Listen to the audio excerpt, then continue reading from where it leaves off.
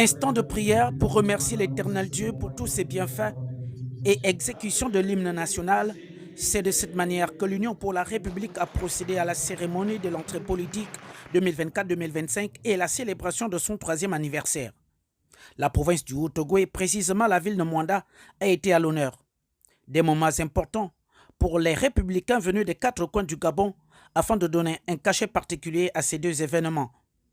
Parmi les temps forts de ces assises, installation de la coordination de la commune de Mwanda, celle du Haut-Ogooué, installation du premier vice-président de Port-Gentil, du vice-président de la commune d'Akanda, mais également du président d'un parti politique qui va désormais défendre les couleurs de l'UPR en tant que vice-président.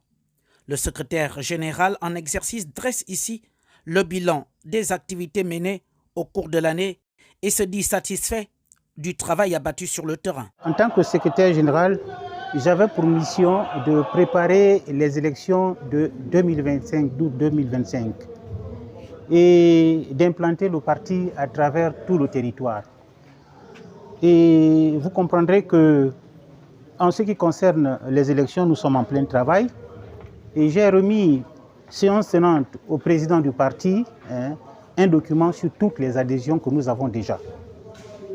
Ensuite, nous avons donné déjà des consignes à nos militants pour le référendum qui va suivre. Et pour terminer, je vous dirais que tout se passe bien, parce que nous sommes venus ici pour la rentrée politique et pour le 3e anniversaire de notre parti. C'est cela un peu ce que je peux vous dire pour le moment. Implanté désormais dans les 9 provinces du Gabon, l'Union pour la République est prête à accompagner le président de la transition chef de l'État, le général de brigade Brice Clotaire Oligui Nguema, pendant et après la transition. L'UPR, un parti politique d'avenir qui défend les idéaux du chef de l'État, Gervais Oniane, a rappelé aux militants et militantes les objectifs à atteindre pour que le parti soit encore plus fort qu'aujourd'hui. À l'occasion de cette rentrée politique, que soient réitérés les objectifs à atteindre au sein de l'UPR pour cette année politique 2024-2025. Notre premier objectif pour décembre 2024, c'est de contribuer de façon active à la victoire du oui au référendum dans tout le Gabon. Notre deuxième objectif d'ici décembre 2024, c'est d'être le premier parti à déposer officiellement au ministère de l'Intérieur et selon les nouveaux critères définis, un dossier complet avec plus de 18 000 adhérents en précisant les NIP, le NIP de chacun de nos militants, province par province, circonscription par circonscription.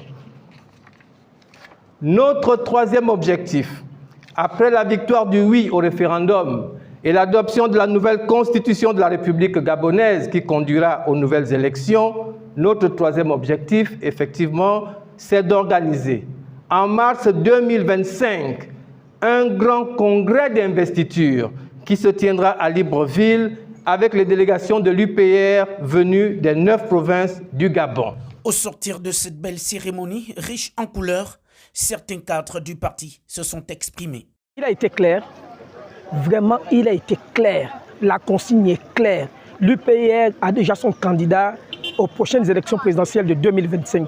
Et ce candidat est connu de tous. Ce candidat n'est autre que le président de la transition, président de la République, chef de l'État. J'ai cité ici Brice Clotaire Oligui Nguema. C'est lui le candidat de l'UPR à la prochaine présidentielle de 2025.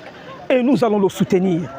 Et vous avez très bien suivi lors de nos travaux en commission. L'UPR doit tout faire pour que le oui l'emporte massivement. Dans une ambiance républicaine, le dîner a été offert à toute l'assistance. Le gâteau de l'anniversaire, l'Union pour la République, coupé par le président et son épouse. La soirée s'est terminée en apothéose.